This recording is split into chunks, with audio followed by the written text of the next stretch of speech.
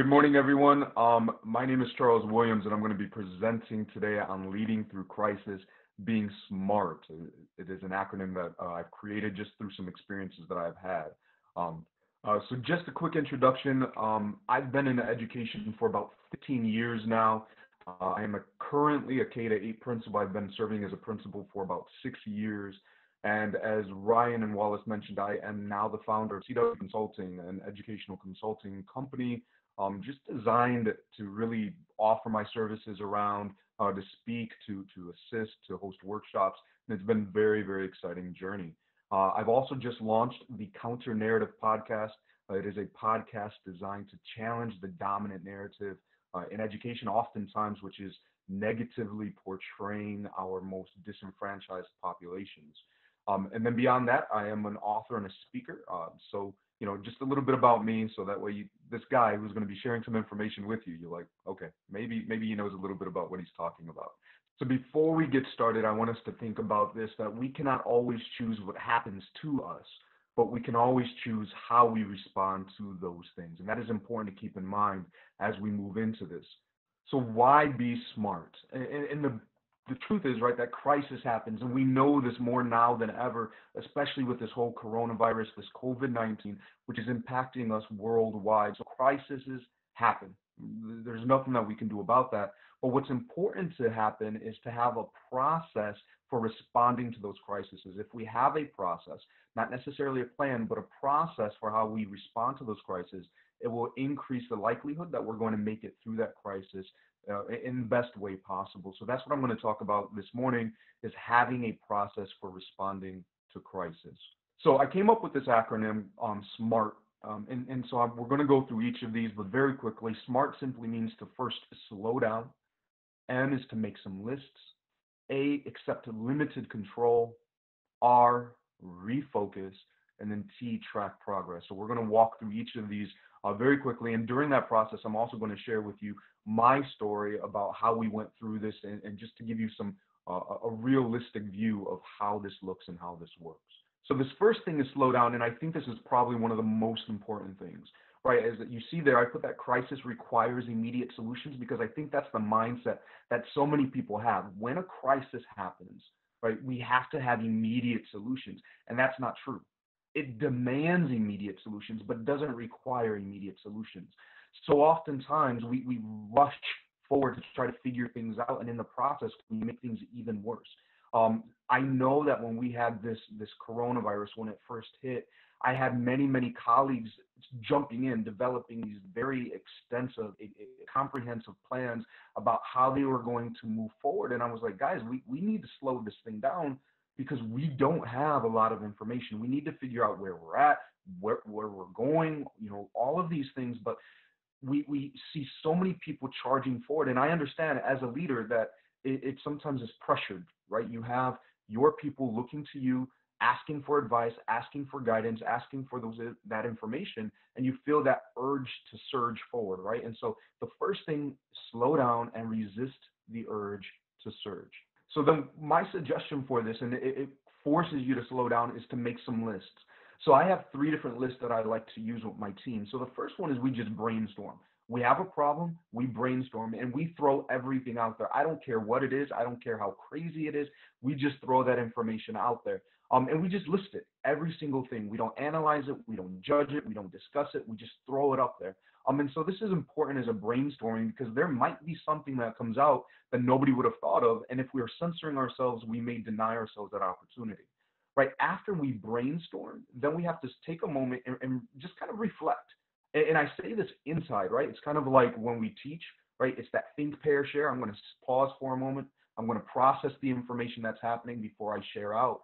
And so that's very important to kind of take a look at that list and say, what do I think about the items here? Do I notice any connections? Do I notice anything here before we start discussing? Because I want to make sure that I have my own position. I want to make sure that I have my own thoughts as we go into these conversations. The next part, right, the next list then would be the status list. And this is, I think, one of the most important things, and one that I use the most often, is I ask 3 questions, right? What are we already doing? I think that is one of the biggest questions to ask, because if you're in a crisis, there's a likelihood that tensions are going to be high, stress levels are going to be high. And if we could answer the question, what are we already doing, and name several things, it releases some of that to say, maybe this isn't as bad as we thought it was. Maybe we don't have as much work as we initially thought we needed to do. So we identify things that we're already doing. The next thing is, what are things that we can implement pretty easily? And then the last thing is, what are some things that are going to be a challenge? So we did that, right? During this whole crisis, we sat down and we said, what are we already doing, right? We already use online platforms. We use IXL. We use Dojo. We use all of these things. So that part is already covered. We were already a one-to-one school, but the challenge, right, moving into that next thing, how are we going to make sure that everybody gets a computer? How are we going to make sure that everybody's using their Google Classrooms? And then the most challenging aspect, the one that we weren't sure what was going to happen, was actually getting kids online, right? And we see that, all over. CPS just had a whole thing about it where students are not engaging, students are not logging in. And so we had to kind of categorize those three things. What are we already doing? We knew that we had our online platforms, right? Could we implement pretty easily? And then what would be challenging? And so we take all of that information, and I know you guys know these, so I won't spend a lot of time here, but we created SMART goals, right? We created action steps. And what we do is we say, if we do this thing, what do we plan to see? And if we see that thing happening, where's that going to lead us? And so we create these action steps, right? Limit the goals, 3 to 5 goals. And then we create action steps for each goal, 3 to 5 action steps for each goal, because we want to make sure that this is something that is obtainable, something that we're able to do. And so we did some of those things. Like we said, well, we want students to be active. All right, well, how can we make sure? Well, we can make calls, right? So every week we had teachers give us a list, said, hey, these kids were not active this week. So then the admin team, we broke that apart and we started making phone calls. Hey, we noticed that you weren't on last week. So we try to make these action steps very simple, right? We targeted who was going to the right SMART goals. So we combine that. Now, the next step is probably one of the most difficult things for us as leaders to do. So it's acceptance. And it's focusing on what we can control, right? During this whole thing, there's so many things happening, and we can't control everything. And as leaders, we have to do that. We have to accept that we can only focus on the things that we can control, which is our attitude, our effort, our beliefs. And we had to focus in on that. And so that's what I told my teachers. We can't control whether or not kids are getting on. We can't control whether or not parents are encouraging their students. But what we can control is how we come into the classroom, how we come into the environment. You know that phrase that says that if a principal sneezes, the whole school catches a code? Well, the same thing, right? If a teacher coughs, and maybe that's not the best one with this corona thing, right? But you guys, even as teachers on various levels, you have that power to control the environment that you're in and stop worrying about everything else that's on the outside, which then leads us into the next one. Oh, it's a quote to ponder on. I'm sorry, I forgot about that one. That emotionally strong leaders don't waste energy on things they cannot control. Trust me, you will drain yourself, you will burn yourself out trying to do those things.